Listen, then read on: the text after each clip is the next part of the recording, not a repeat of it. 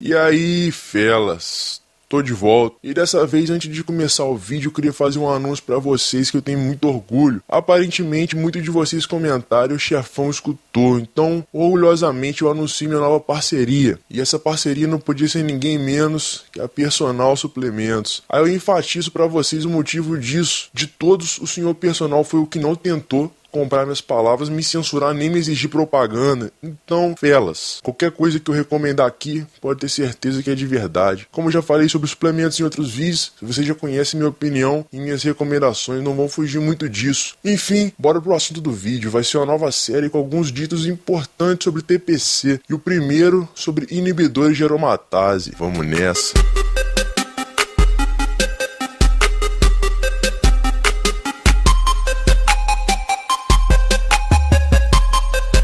Muitos de vocês que já hormonizaram já devem ter passado por algum probleminha ou complicação durante o ciclo, seja esse problema com espinhas, retenção demais, peito sensível, emocional instável e até mesmo instabilidade na libido em alguns dias, ou seja, jogando sinuca com corda. E como a maioria já sabe, colaterais no ciclo são ligados diretamente a desbalanços hormonais, por isso que a maioria dos problemas acontece com os iniciantes, que ainda não sabem como reverter essas coisas. E um dos desbalanços mais incômodos que pode surgir é de cara o estrogênio. E por que tão incômodo? Porque basicamente ele controla a base tanto do seu ciclo quanto da sua TPC, tanto positivamente quanto negativamente. Ao mesmo tempo que se pode reduzir ele ao extremo, diminuindo a aromatização e causando alguns benefícios, os malefícios ainda vêm com força, como desde comprometer seus ganhos até comprometer seu sistema imunológico. Então é importante ter em mente que não é vantagem zerar o estrogênio. Além do que, depois disso, o rebote feria tão grande que seria criado um ambiente com tanta aromatização que você ia sentir falta da época que você pensou em jogar um IA tão agressivo. Claro que esse rebote não vem com todos esses inibidores, tem uma exceção que eu vou citar mais pra frente, mas já tenha em mente que é bem caro. Então vamos lá, partindo do pressuposto que com o estradiol equilibrado tudo fica certo, vamos por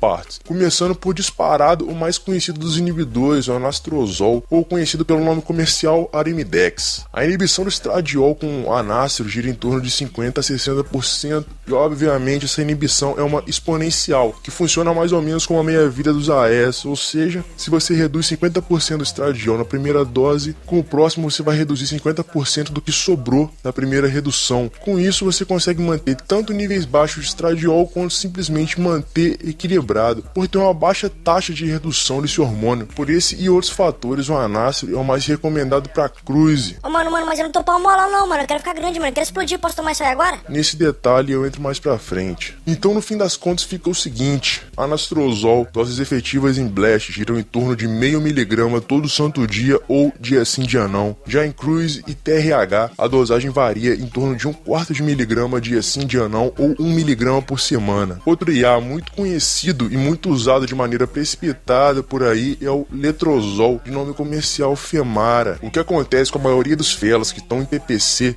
é buscar na internet os perfis das substâncias, e à primeira vista o letrozol pode soar como um milagre ou IA dos deuses, que reduz seu estrogênio e acaba com todos os seus problemas. Mas é aí que entra um ponto interessante, garotinho que tá bolando pra dar uma samangada naquela garotinha da sua sala. Como eu falei antes, tudo depende do equilíbrio do E2, e como o letrozol é conhecido por reduzir absurdamente os níveis desse hormônio, ele pode te causar uma queda tão grande no E2 durante o uso ou um rebote tão grande depois que foi encerrado o uso, que finalmente na hora que você tiver a sós com a garotinha da sua sala, a chance do boneco te deixar na mão vai ser bem grande. E aí já viu, vai ter que partir pro webcam. Vixe, mano, aí não rola não, mano, sai dessa aí, o negócio é ficar galudão o tempo todo, pô, dá várias, tá ligado? Só deixando uma observação que o letrozol é usado sim em preparações para campeonatos, onde o nível extremamente baixo de água no corpo favorece. E nesse caso a maioria dos atletas tem consciência do que pode acontecer, de que o boneco pode ficar preguiçoso. Em resumo, letrozol é passar por muitos colaterais para ter pouco benefício, sem contar que existem casos que mesmo usando esse IA pode haver alta aromatização e ainda assim sentir sensibilidade nos mamilos. Em resumo, para casos normais, passe longe desse inibidor. No mais, para os curiosos, dosagem efetiva. Para comprimidos de 2,5 mg, a dosagem varia de 1/4 a meio comprimido, todo santo dia ou dia sim dia não. Agora, finalmente, o dito IA mágico, que não tem o famoso e desgraçado rebote de estrogênio após encerrado o uso, o famoso exemestano, ou nome comercial Aromazin. O exemestano XMestano é um inibidor de aromatase do tipo suicida, ou seja, ele se liga às enzimas aromatase e destrói elas, diferente dos outros inibidores que simplesmente inibem a liberação dessas enzimas, ou seja, a sua produção continua normal, porém tendo o efeito inibido, evitando assim o grande problema do rebote. Sem dúvidas, considerando os aspectos hormonais, o XMestano é a melhor escolha de IA,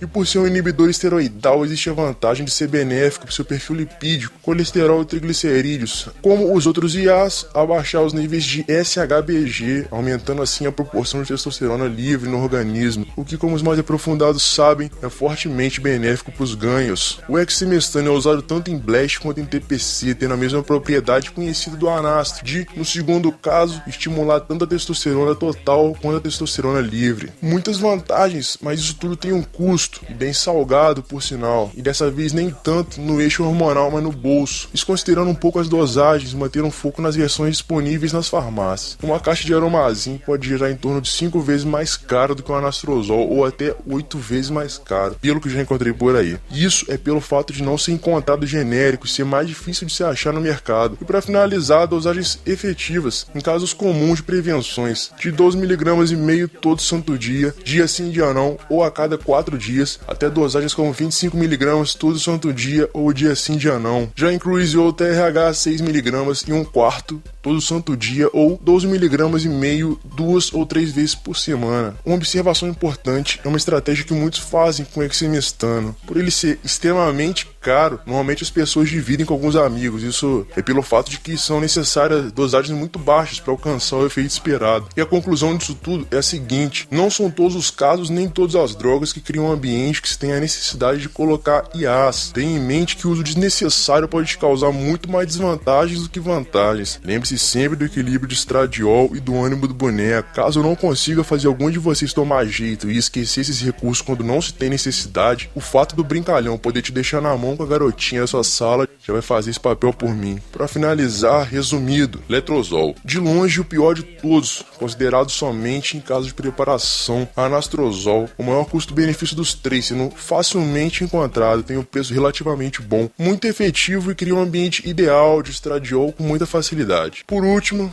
XMestano, disparado no sentido técnico e prático, o melhor IA de todos, porém isso não justifica o custo de 5 a 8 vezes maior do que os outros. Caso você esteja acendendo o fogão com nota de 100, manda brasa no XMestano e seja feliz. Caso busque disparado o melhor custo-benefício, Anastrozol. E uma opinião minha, particularmente eu não confio muito em IAs underground, mas isso é extremamente pessoal e ao mesmo tempo existem muitos atletas conseguindo resultados satisfatórios com esses. Então fica assim, espero ter tirado algumas dúvidas da galera quanto a esses inibidores. Se der tudo certo, ainda podem surgir outros 2 vídeos da série TPC. E agora um rápido momento de jabá, dê uma conferida aqui embaixo no site do Senhor Personal. Pelo assunto ser ligado a hormônios, eu vou deixar aqui do lado o vídeo que eu faço uma abordagem sobre o uso deles nos outros esportes, e também vou deixar aqui o vídeo que eu faço um guia geral sobre hormônios para iniciantes que querem se informar melhor. Caso eu tenha te ajudado, dá aquele like aqui embaixo que ajuda demais, e se quiser continuar recebendo os próximos vídeos, se inscreva no canal. Então é isso, valeu, semana que vem tem outro. Bodybuilder é minha meta de vida. Sofrimento tem, dor e raiva tem também, mas pra um maromba no final tudo convém.